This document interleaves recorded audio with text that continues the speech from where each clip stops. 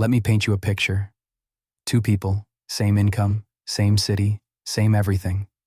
One of them is 45 years old, no debt, owns property, has investments quietly compounding in the background, and wakes up every morning with options. The other one is 45 years old, leasing a car they can't afford, drowning in credit card balances, and refreshing their bank account every Friday like it's going to say something different than it did last week. The difference between those two people isn't salary, it isn't luck, it isn't some secret rich person knowledge passed down at private school. It's the purchases they made, or didn't make, along the way.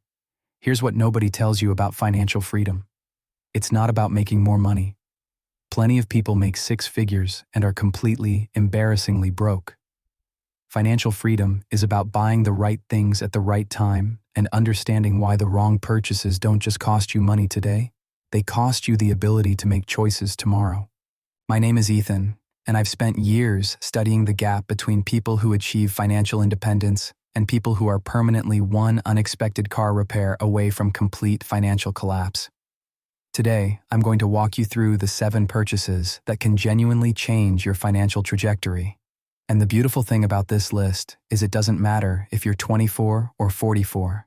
These principles work at any age because compound interest and smart money habits don't check your birth certificate. Before we get into it, the standard disclaimer: I'm not a financial advisor. I'm someone who has made dumb financial decisions, watched others make dumb financial decisions, and paid close attention to the decisions that actually moved the needle. Take this as perspective, not professional advice. Now let's get into it. Purchase number 1, a skill that the market actually pays. For people love to talk about passion. Follow your passion, do what you love. And look, that sounds beautiful on a motivational poster, but passion doesn't pay rent. Value pays rent. Passion that overlaps with value pays rent and builds wealth. The single most powerful purchase you can make, at any age, is investing in a skill that the market will pay you serious money to have. Not a hobby, not something you do on weekends for fun. A skill with a clear, documented market demand and a clear path from learning it to earning from it. We're talking about things like software development, digital marketing, copywriting, financial analysis, data science, project management, skilled trades like electrical or plumbing, sales. The list is long and the opportunities are real. But these skills don't appear out of thin air. You have to buy them through courses, certifications, books, boot camps, or mentorships. Here's the math that makes this the most important purchase on this list. A $500 investment in learning a skill that earns you even $5,000 more per year has a 1,000% annual return. There is no index fund on earth that does that. No real estate deal. Nothing. The return on investing in your own skill set is almost always the highest return available to you, especially in the early stages of building wealth. The mistake people make here is buying information without applying it. They spend $200 on a course, watch 40% of it, and wonder why nothing changed. The purchase only works if you treat it like a job, not entertainment. Consume it with the intensity of someone whose financial future depends on it, because it does. Purchase number 2, index funds, specifically inside a tax-advantaged account. This one isn't sexy. It's not going to make you rich next year. It's not going to give you a story to tell at a dinner party. And it is, without question, one of the most reliable wealth-building tools that has ever existed for ordinary people. Index funds, particularly S&P 500 index funds, let you own tiny pieces of hundreds of the largest companies in the world at once. When those companies collectively grow, which historically they do over long enough time horizons, your investment grows with them. The fees are low, the process is automatic, and the results over 20 or 30 years are genuinely staggering. Here's the number that should make you put down whatever you're doing and open a brokerage account today. If you invest $300 a month into an S&P 500 index fund and the fund returns the historical average of roughly 10% annually, after 30 years, you'll have around $600,000. After 35 years, over $1 million. From $300 a month. Now here's why doing this inside a Roth IRA or similar tax-advantaged account is so critical. In a regular brokerage account, you pay taxes on your gains. In a Roth IRA, your money grows completely tax-free, and you pay zero taxes when you withdraw it in retirement. That tax savings alone can be worth hundreds of thousands of dollars over a lifetime of investing. The most important thing is to automate the contribution so it happens before you ever see the money. If you have to manually transfer funds every month, you will eventually talk yourself out of it.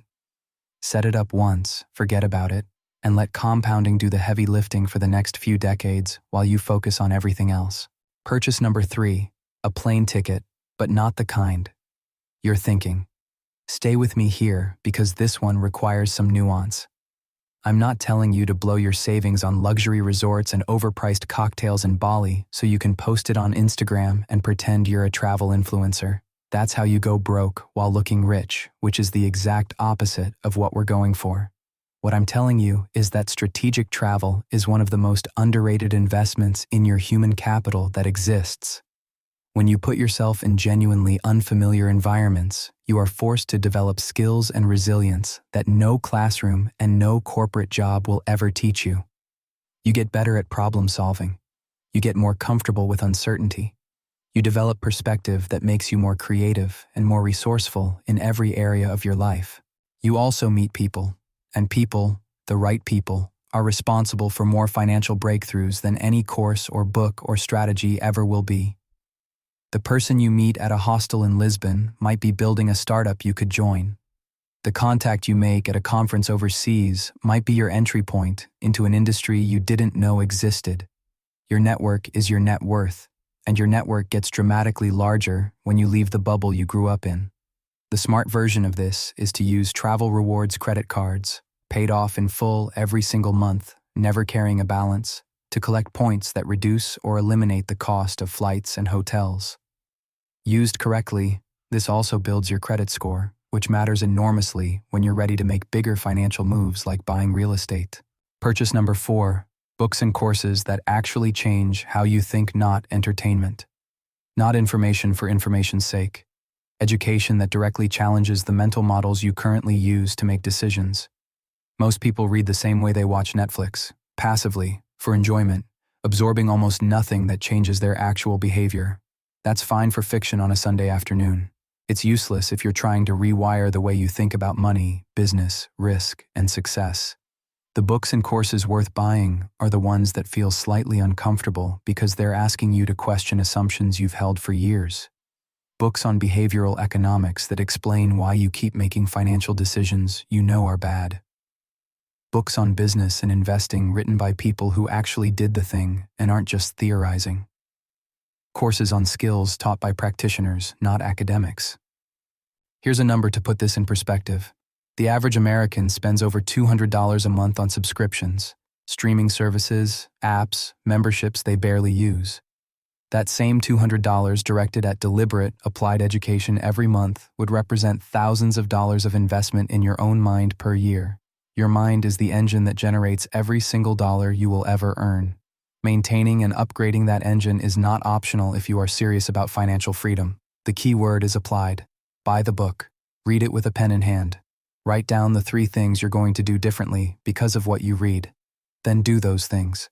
Education without application is just expensive entertainment. Purchase number 5. Real estate, even if you have to get creative about it. Real estate is where most ordinary people build extraordinary wealth. Not stocks, not side hustles, not crypto. Real estate. And the reason is a combination of factors that simply doesn't exist anywhere else. When you buy real estate, you're using leverage, meaning you control a large asset with a relatively small down payment. That asset can appreciate in value, and if you rent it out, someone else is making your mortgage payment for you while you build equity. You also get tax advantages that make the returns even more favorable. It's a mechanism for wealth creation that works at almost every income level if you're willing to be creative and patient. The strategy that works particularly well for people who don't have a lot of capital is called house hacking. You buy a duplex, a triplex, or even a single-family home with extra bedrooms. You live in one unit or one room and you rent out the others. The rental income offsets or completely covers your mortgage payment. You're essentially living for free or close to it while your property appreciates and your tenants build your equity. Is it glamorous? No. Is it incredibly powerful for wealth building? Absolutely. People who house hack in their 20s and 30s often end up owning multiple properties by the time they're in their 40s, not because they had money to begin with, but because they were willing to make a temporary lifestyle compromise in exchange for a permanent financial advantage. If you're not ready to buy yet, start getting ready. Work on your credit score, save your down payment, learn your local market. Real estate rewards preparation and punishes impulsiveness. Purchase number 6. Reliable, boring, sensible transportation. This one is going to hurt some people's feelings, and I am completely okay with that. Your car is destroying your financial future, not because cars are evil, but because of how most people buy them. They walk into a dealership with stars in their eyes, finance a $35,000 vehicle over 72 months, and commit to a $550 monthly payment for the next 6 years on something that is losing value every single day they own it. Cars are not assets, they are not investments, they are not status symbols worth sacrificing your financial future for. They are machines that get you from one place to another. A 3 to 5-year-old Honda Accord, Toyota Camry, or similar reliable vehicle bought with cash or financed on the shortest possible loan term will do everything a brand new $40,000 vehicle will do. It will get you to work. It will get you to dinner. It will respond to your GPS. The only thing it won't do is make strangers in parking lots briefly impressed by you, which, and I say this with love, is not worth $500 a month. Here's the real cost of a car payment. Let's say you avoid a $500 monthly payment and invest that money instead at an 8% annual return. In 30 years, that's over $680,000. That is the actual price of driving something that impresses people who don't care about your financial situation. Every month you make a car payment on something you can't genuinely afford, you are trading future wealth for present appearance. That is a trade with only one loser. Buy reliable transportation, maintain it religiously, drive it until the wheels fall off, and invest everything else. Purchase number 7. Your health, before it becomes an emergency. Nobody wants to talk about this one because it doesn't feel like a financial decision, it's a lifestyle decision. But I'm going to reframe it for you because the financial implications of poor health are staggering and almost nobody accounts for them when they're still young enough to do something about it.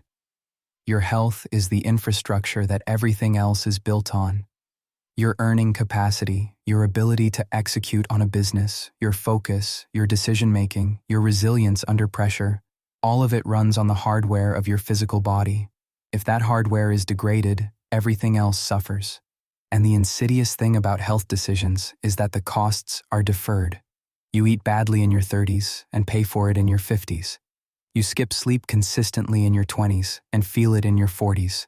You never exercise and wonder why everything feels harder than it should at 45. The purchases here don't need to be expensive. A quality gym membership you actually use, real food instead of processed garbage, a good pair of running shoes, a book on sleep optimization, a standing desk if your job has you sedentary. These aren't luxury purchases. They're maintenance on the most important asset you own. There's also a mental health dimension to this that is chronically underdiscussed in personal finance content. Building wealth is a long game. It requires sustained focus, resilience in the face of setbacks, and the ability to make rational decisions when emotions are pushing you toward irrational ones. All of that is dramatically harder when you're sleep-deprived, chronically stressed, and physically depleted. Invest in your health now while it's relatively cheap to maintain, because the alternative, neglecting it until it becomes a crisis, is the most expensive thing on this entire list. What ties all 7 together? Here's the pattern you might have noticed. Every single one of these purchases is a bet on the future version of you over the present one. Every one of them requires you to delay something. Gratification, comfort, status, in exchange for something more valuable later. That is fundamentally what financial freedom is. It is the discipline to make decisions today that your future self will thank you for, even when every social pressure and algorithmic advertisement is screaming at you to do the opposite. The reason most people never achieve financial freedom isn't intelligence. It isn't opportunity, it's time horizon. They are optimizing for this week instead of this decade.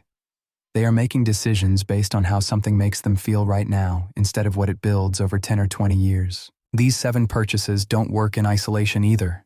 They compound on each other. The skill you develop increases your income, which funds the index fund contributions. The index funds build wealth passively while you focus on the side income. The real estate generates cash flow that gives you freedom to take career risks. The reliable car keeps your monthly expenses low. The travel expands your perspective and your network. The health investment keeps you sharp enough to execute all of it. It is a system. And once the system is running, it builds momentum that becomes genuinely hard to stop. You don't have to do everything on this list tomorrow. Start with one, make it real, then build from there. Because 5 years from now, you're going to look back at this moment and either be grateful you started or wish you had. The choice, as always, is entirely yours.